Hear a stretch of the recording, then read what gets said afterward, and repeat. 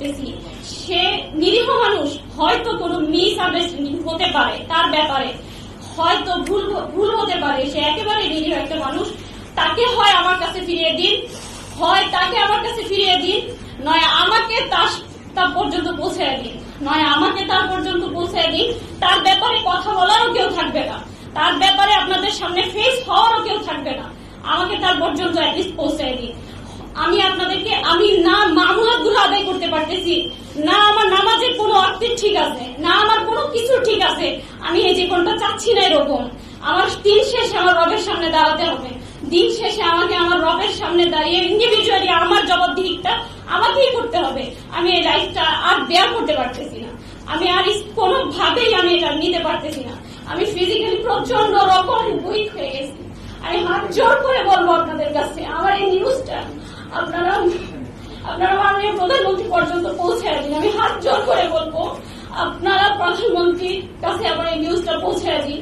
উনি যেন অতি সত্বর অনেক অল্প সময়ের মধ্যে উনাকে আমাদের কাছে ফিরিয়ে দেন। উনি একেবারেই নিরীহ সাধারণ একটা মানুষ, ঠিক আমি যেমন, ঠিক উনি যেমন, ঠিক আমি যেমন, আমরা প্রত্যেকে নিরীহ মানুষ। আমি কিছুই জানি না, আমি এই অঙ্গনের মানুষও না, আমি আবার বলি আমি এই অঙ্গনের মানুষও না। তাই আমার কথায় যদি কোনো ত্রুটি বিচ্যুতি থাকে, কোনো ভুলভ্রান্তি আপনাদের দৃষ্টিগোচর হয়, আমি আপনাদের কাছে ক্ষমা প্রার্থী। আমি মানসিক ভাবেও ভালো নেই, আমি শারীরিক ভাবেও ভালো নেই। আমার পক্ষ থেকে আমি আপনাদের বোন, আমি ওনাকে অনেক ভালোবাসি, আমি আপনাদের বোন, জাস্ট আমি ওনাকে ফিরে পেতে চাই। আমি আপনাদের বোন, আপনারা সবাই আমাকে একটু হেল্প করবেন। আমি আপনাদের বোন, আমি আর এর বেশি কিছু আপনাদেরকে আমি বলতে পারতেছি না, আমি আর বেশি কিছু আর আপনাদেরকে বলতে পারতেছি না, আমি আর পারতেছি না, আমি জাস্ট কিছু পারতেছি না, আমি আর কিছু পারতেছি না। আমার পক্ষ থেকে প্রধানমন্ত্রী পর্যন্ত লেটার দেওয়া হয়েছে, আমি ডিবি কার্যালয়ে গিয়েছি, আমি র্যাব সদর দপ্তর গিয়েছি, পুলিশ হেডকোয়ার্টার গিয়েছি, এবং প্রত্যেকের কাছে আমার পক্ষ থেকে একটা লেটার পৌঁছে দেওয়া হয়েছে। আমি আসার আগে র্যাব হেডকোয়ার্টার থেকে র্যাবের ডিজি স্যারের সাথে দেখা করে এসেছি। উনি আমাকে আশ্বস্ত করেছেন যে আমাদের কাছে নেই, অ্যাটলিস্ট আমাদের কাছে থাকলে আমি আপনাকে ইনফর্ম করতে পারতাম, আমাদের কাছে নেই। আমি তার সার্বিক সহযোগিতা কামনা করে এসেছি যে আপনি আমাকে সাহায্য করেন। তিনি আমাকে আশ্বস্ত করছেন, তিনি তার নাম্বারগুলো রেখেছেন, তিনি বলেছেন যে আমরা দেখতেছি, যদি কোনো খবর পাই আমরা জানাবো। আমাকে প্রশ্ন করেছেন, আপনি কি মনে করেন যে সে আমাদের প্রশাসনের কাস্টাডিতে আছে?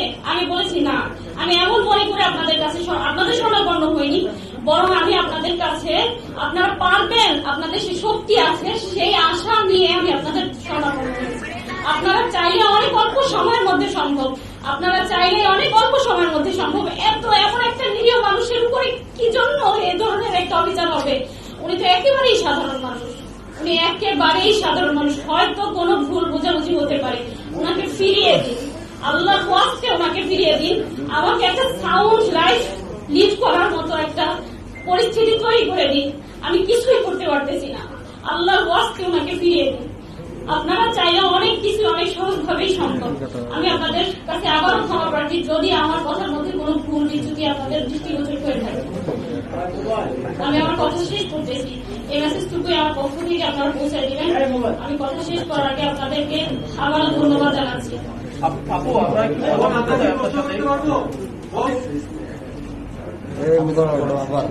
আচ্ছা, আপনারা অবশ্য অবগত আছেন যে আব্দুল মোহাম্মদ আদনানের সাথে আরো 3 জন একসাথে নিখোঁজ হয়েছে। আমি তাদের ফ্যামিলির সাথে যোগাযোগ করতে চেষ্টা করেছি। আসলে রংপুরের এরা ফ্যামিলিগত ভাবে মানুষগুলো এমন যে তাদের হয়তো বা আমি জানি না, তারা খুবই নিরীহ অথবা হয়তো বুঝতেছে না। আমি তাদের সাথে যোগাযোগ করেছি, আসার জন্য বলেছি যে আমরা ব্রিফিং আয়োজন করেছি কনফারেন্সের, কিন্তু তারপরে তাদের রেসপন্সটা ছিল এমন যে হ্যাঁ আপু আপনি পড়তেছেন, আপনি পড়তে থাকেন, আমরা আসতে পারলাম না, এই ধরনের। তো দুঃখিত যে আমি তাদেরকে আপনাদের সামনে উপস্থিত করতে পারিনি। 3-3টা মানুষ, আমি 4জন মানুষ কার সহ, এটা অবশ্যই কোন প্রাইভেট কোন সংস্থার কাজ হতে পারে না, জাস্ট এটুকুই আমার ধারণা। এটা কোন প্রাইভেট ভাবে তাকে গুম করা হয়েছে, এটা হতেই পারে না। প্রশাসন চাইলেই অনেক অল্প সময়ের মধ্যে এটা একেবারে সম্পূর্ণরূপে উদ্ঘাটন করতে পারে, একদম চুল চেরা, আর কিছুই বাকি থাকবে না এখানে। প্রশাসন যদি এখানে হস্তক্ষেপ করে অল্প সময়ের মধ্যে এই বিষয়টাই সুরাহা করা সম্ভব।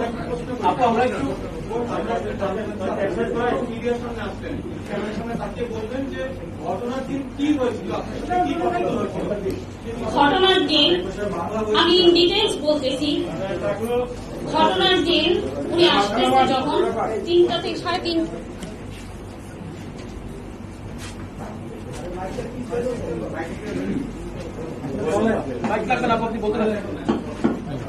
উনি 3:30টায় কি 3টা কি 3:30 আনুমানিক, আমি এক্সাক্ট টাইমটা বলতে পারছি না, তখন উনি বের হয়, রওনা করেন তার বগুড়া একটা প্রোগ্রামের উদ্দেশ্যে।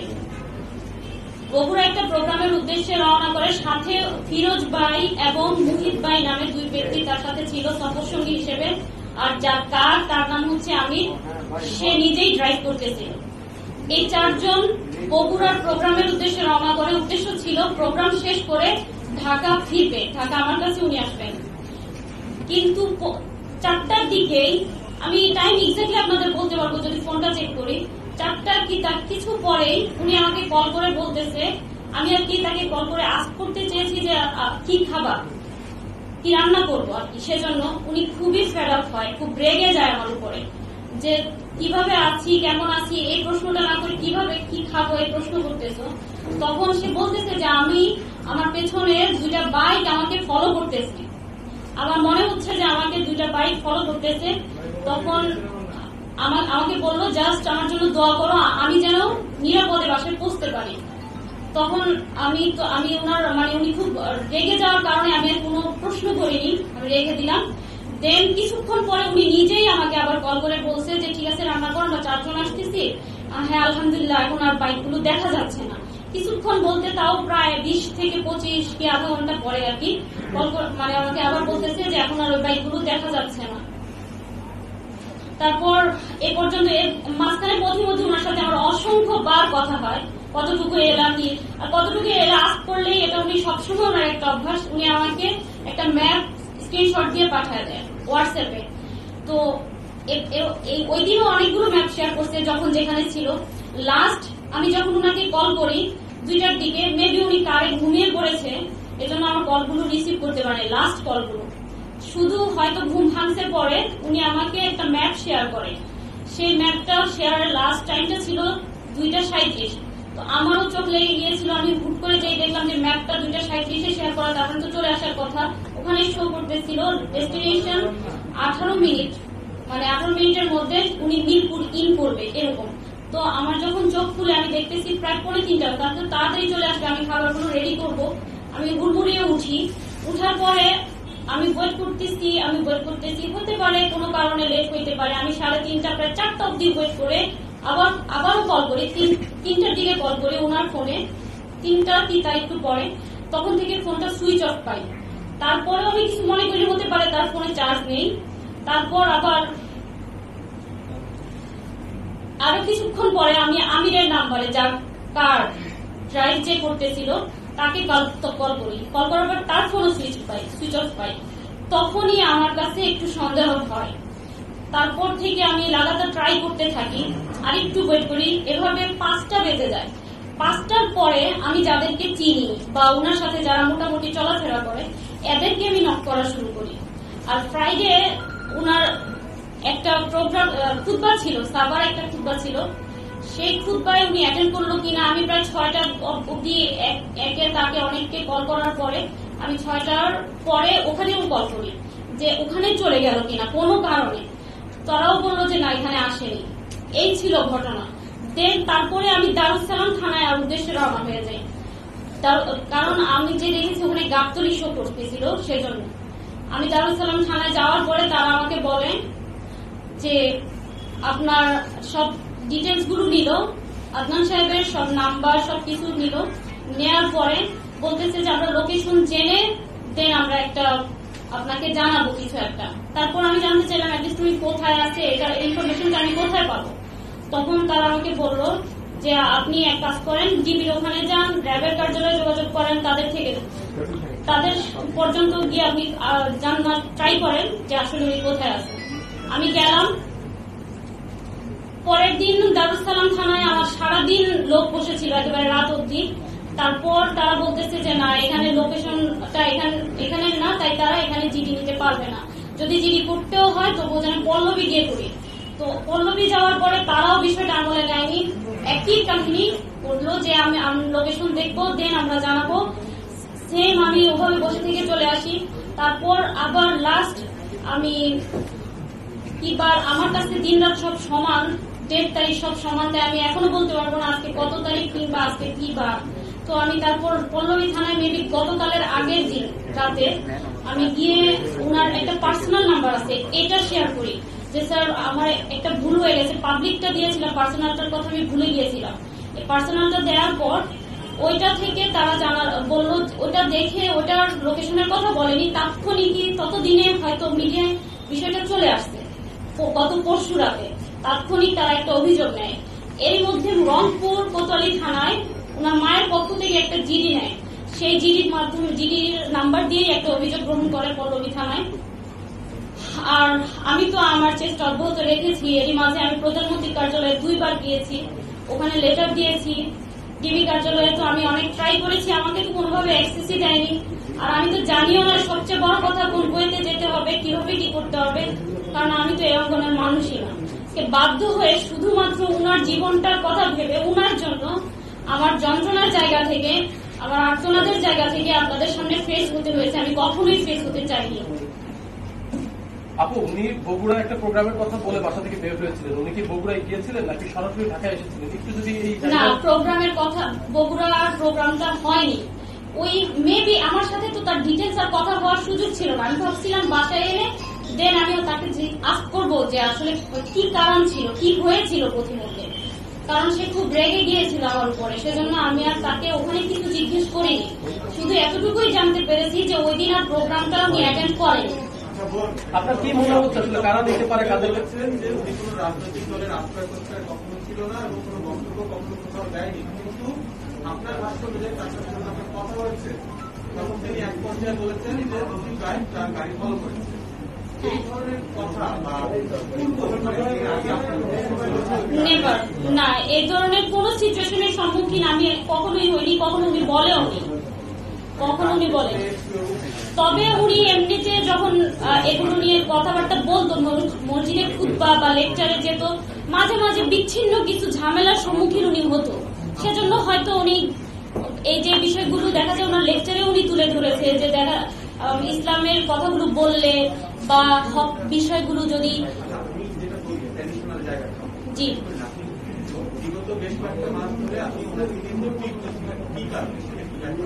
বিগত কয়েক মাস ধরে আমি তাকে নিয়ে উদ্বিগ্ন ছিলাম, এরকম আমি বলিনি। প্রোগ্রাম যারা আয়োজক তাদের সাথে যোগাযোগ করেছেন কিনা, বা উনি যে প্রোগ্রামটাতে গেলেন বগুড়াতে প্রোগ্রামে যায়নি, প্রোগ্রামটা অ্যাটেন্ড করেনি। যারা আয়োজক, যারা এটা আয়োজন না, যারা আয়োজক আমি তাদেরকে চিনি না। আর তার কোথায় কখন প্রোগ্রাম থাকে এগুলো সব তো আর আমার সাথে শেয়ার করে না। আমি তো সবার নাম, যেগুলো পোস্টার হয় জাস্ট ওগুলো হয়তো বা আমি জানি। আর খুববার ওখানে আমি কল করতে পেরেছি এজন্য যে এটার পোস্টার হয়েছিল, আদারওয়াইজ আমি তো জানি না কাদের সাথে তার কথা হচ্ছে। আমি তো আপনাদের সাথে ফেস হচ্ছি, এভাবে তো ফেস হওয়ার প্রশ্নই আসে না। আপু, একটু বলবেন কি আসলে আপনাদের কি মনে হচ্ছে, কারা তাকে অপহরণ করে থাকতে পারে, বা আপনাদের পরিবারের পক্ষ থেকে আপনারা কি মনে করছেন? আইন শৃঙ্খলা রক্ষাকারী বাহিনী কেউ নিয়ে গেছে নাকি অন্য কারোর সাথে তার শত্রুতা ছিল? আমি এত কিছু বুঝি না, আমার শুধু সন্দেহের জায়গা থেকে স্বাভাবিক, হয়তো আমার জায়গায় আপনারা থাকলেও মনে হতে পারে এটা হতে পারে, ওইটা হতে পারে, নানান জল্পনা কল্পনা আপনার মনে দানা বাঁধতেই পারে। আমার জায়গায় আপনি থাকলেও এটা হতো। সেই জায়গা থেকে কখনো মনে হয় উনার ব্যাপারে অনেক সময় অনেকে বিরূপ মন্তব্য করতেন, অনেক সময় উনার ব্যাপারে অনেকে অনেক রকমের কথা বলতেন। তো মনে হয় যে এজন্যই কি উনার উপরে কোনো প্রেশার এলো কিনা, বা এজন্যই উনি এত বড় একটা ঘটনার শিকার হলেন কিনা, এজন্যই উনার লাইফটা বিপন্ন কিনা। আবার কখনো মনে হয় উনি জিও পলিটিক্স নিয়ে আলোচনা করতো, পলিটিক্যাল সায়েন্টিস্ট বা সায়েন্স নিয়ে কথা বলতো, সবাইকে পড়াশোনা করার জন্য উদ্বুদ্ধ করতো না, লেকচার গুলো শুনলে দেখবেন। তো মনে হয় এটা কি ইন্টারন্যাশনালি কোনো একটা গোয়েন্দাদের বিষয় কিনা। এক এক সময় আমার মনে এটা আমার হতেই পারে, এক এক সময় এক এক রকমের ধ্যান ধারণা চিন্তা ভাবনা কত কিছুই তো ব্রেনে ঘুরপাক খায়। আমি তো এগুলো বুঝি না ভাইয়া, আপনারা ভালো বুঝবেন আমার চেয়ে যে আসলে কি হতে পারে। আমি জাস্ট ঘটনার সাক্ষী। আমি আপনাদের কাছে আমার তার সন্ধান চেয়ে আবেদন করতেছি। সরাসরি একটা প্রশ্ন করি, সম্প্রতি কিন্তু আপনি জিও পলিটিক্সের কথা বলেছেন, ইসলামিক জিও পলিটিক্সের যে জায়গা, ফিলিস্তিন এবং ইসরায়েলের ঘটনা নিয়ে ওনার অবস্থানটাকে কি সম্পর্কে বলছেন? ফিলিস্তিন ইসরায়েলের বিষয় নিয়ে ওনার অবস্থান বলতে আপনি কি আস করতেছেন? উনি ওনার বক্তব্যগুলোতে তো আছে, উনি তো ইসরায়েলের ব্যাপারে বলতেনই। আমরা মুসলিম বলতেই আমরা সকলেই আল আকসাকে ভালোবাসি, আর আল আকসার উপরে যাদেরই রক্তচক্ষু থাকবে সে ব্যাপারে আমাদের দিল থেকে একটা তাদের প্রতি বেদনা থাকবে, একটা যন্ত্রণা কাজ করবে। এরকম ঘটনা অনেক সময় দেখা যায় যে আইন শৃঙ্খলা রক্ষাকারী বাহিনী পরবর্তীতে গ্রেপ্তার স্বীকার করে। তো আপনাকে এখানে কোনো আশঙ্কা আছে কিনা? অ্যামনেস্টি ইন্টারন্যাশনাল উদ্বেগ জানিয়েছে, আন্তর্জাতিক মানবাধিকার সংস্থার সাথে আপনারা যোগাযোগ করেছেন কিনা, কিংবা ফার্দার আপনারা আর কি স্টেপ নেবেন ওনাকে পাওয়ার জন্য? জি, আমাদের একটা অলরেডি একটা আবেদন সাবমিট করা হয়েছে। আর হচ্ছে আমি আসলে এ পর্যন্ত আমি এরপরে নেক্সট স্টেপগুলো আমি এখন আমার ব্রেনে নেই। আমি আপনাদের কাছেই আসছি, আমি প্রধানমন্ত্রীর কার্যালয়ে আবার যাওয়ার ট্রাই করব, আমি এভাবেই ট্রাই করে যাব। এরপরে আমার সর্বাত্মক চেষ্টাগুলো এভাবে এগুলো কেন্দ্রিকই হবে, এর বেশি আমি আর কি করতে পারি? আমি তো একটা সাধারণ মানুষ। আমি যমুনা টেলিভিশন থেকে আসছি, সেটা হচ্ছে আমাদের আসলে ব্যক্তিগত জীবন নিয়ে আমাদের তারপরেও যেহেতু উনি মিসিং এবং এটা নিয়ে সারা বিশ্ব নিয়ে আলোচনা হচ্ছে বাঙালিদের মধ্যে, একটু তার আবু তহা মোহাম্মদ আদনান, এই আমরা জানি তার নাম আফজালুল আদনান, আবু তহা মোহাম্মদ আদনান এবং তার এই পরিস্থিতি, এইটা উনি আসলে কিভাবে হয়ে ওঠেন এটা একটু বলবেন? তার আসলে ব্যাকগ্রাউন্ড বা তার পড়াশোনা বা এগুলো ওটা হচ্ছে তার আইডি কার্ডের নেই। আর আবু তহা মোহাম্মদ আদনান দিয়ে তার অফিসিয়াল পেজ গুলো চলতো, ইউটিউবে এই নামটা দেওয়া ছিল, যার জন্য এই নামটাতেই উনি পরিচিত। আর পড়াশোনার ব্যাকগ্রাউন্ড হচ্ছে উনি ফিলোসফিতে মাস্টার্স করেন, দেন উনি সালাফি মাদ্রাসা থেকে অ্যারাবিকের উপরে বিভিন্ন অনেক টিচারের থেকে অনেক মুরব্বীদের থেকে শিক্ষা গ্রহণ করেন। তবে উনি এমন না, আমি আবারও বলতেছি, কথাটা আমি শুরুতে বলছি যে উনি সালাফি কিংবা হানাফি কিংবা হাম্বলি কিংবা কওমি কিংবা দেওবন্দি কিংবা আহলে হাদিস, উনার এরকম কোনো পরিচয় নেই। উনি সবার থেকে উনি সংকীর্ণ মনে ছিলেন না, উনি হকটা সব জায়গা থেকে গ্রহণ করতেন এবং উনি প্রচুর পড়াশোনা করতেন, অনেক বেশি পড়াশোনা করতেন। জাস্টিস তকি উসমানীর বইগুলো উনি পড়তেন। আমার বাসায় যে বইগুলো আছে, রংপুরে ওনার যে বইগুলো আছে, এগুলো মানে সব বাইরের স্কলারদের বই আছে অনেক, মানে উনি সবার থেকে এলেম নিতেন। উনিও তো সাধারণ একটা মানুষ, আর ব্যাকগ্রাউন্ড ওনার জেনারেল। রাজনীতির সাথে যুক্ত না, রাজনীতির সাথে যুক্ত থাকা অপরাধ মনে করেন? আমি একটু বুঝি না, আমি রাজনীতি কি জিনিস জানিও না।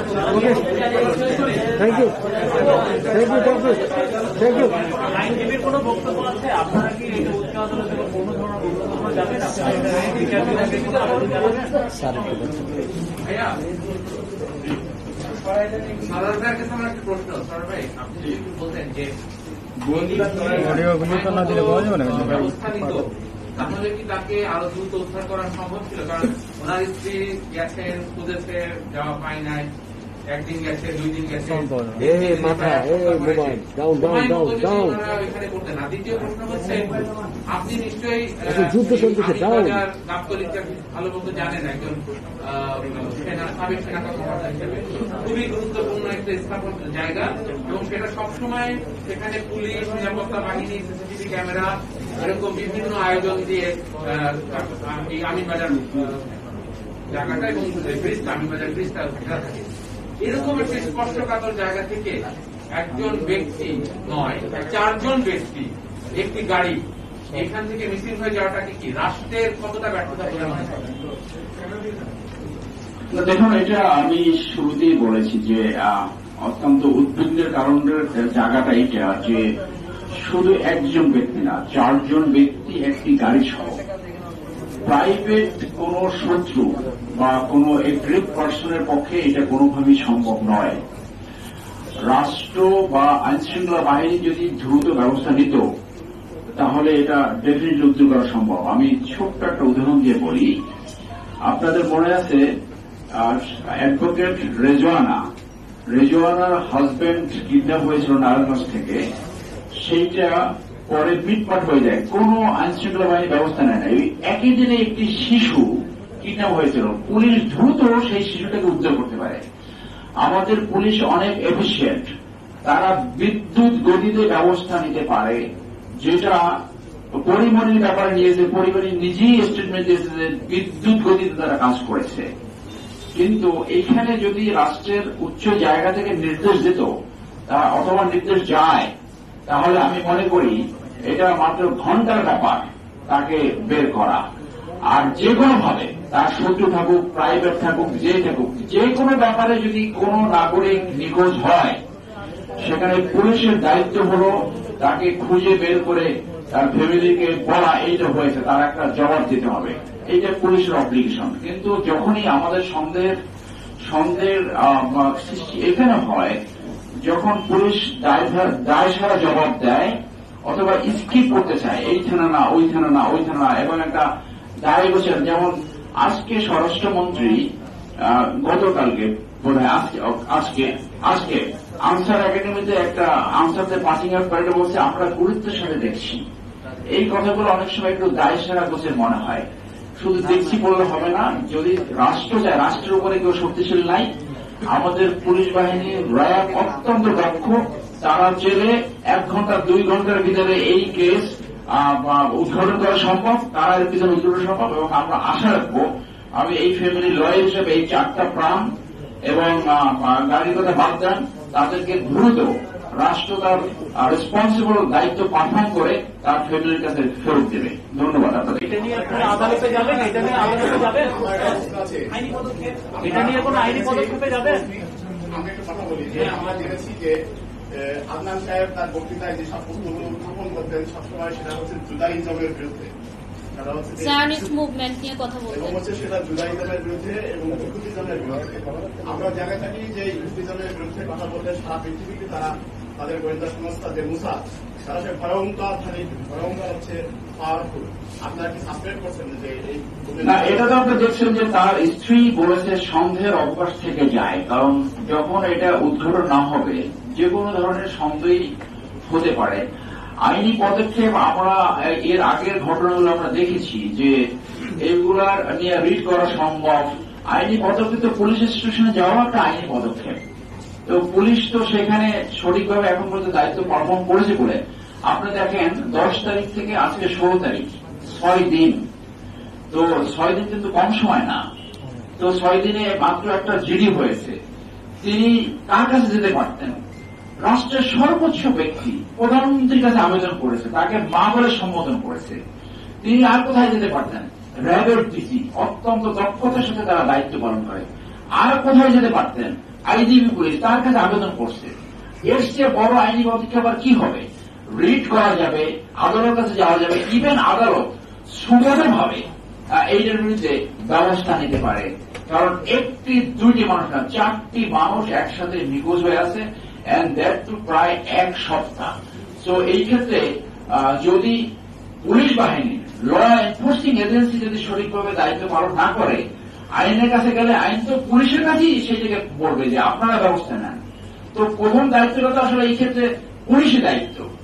ধন্যবাদ আপনাদের সবাইকে। গত 6 দিনে আপনার কাছে কোন ধরনের সন্দেহজনক কল বা এসএমএস কি এসেছে কিনা? আর আপনি সবশেষ ওই দিন মানে বৃহস্পতিবার রাত 2:37 যে লোকেশনটি পেয়েছেন সেটা যে কেউ শেয়ার করতে পারে, আমি তার ফোন নিয়ে আমি করতে পারি।